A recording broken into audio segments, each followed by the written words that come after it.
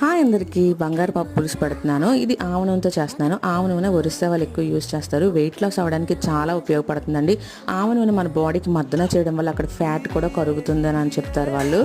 ఈ ఆవ నూనెలోన ఆవాలు, జీలకర్ర కచ్చా పచ్చగా దంచేసి వేసి అవి బాగా వేగిన తర్వాత పచ్చిమిర్చి వేసి అవి బాగా వేగాక అల్లం, వెల్లుల్లి, గరం మసాలా, ధనియాలు పేస్ట్, కొత్తిమీర కలిపిన పేస్ట్ వేసుకున్నాను. ఆ తర్వాత ఆనియన్ పేస్ట్, ఉప్పు, కారం, పసుపు వేసి బాగా వేగాక టమాటాలు వేసి ఆ తర్వాత కొంచెం పెప్పర్ పౌడర్ వేసుకున్నాను. పెప్పర్ కావాలంటే మీరు మిరియాలు పేస్ట్లో వేసుకున్నా బాగానే ఉంటుంది.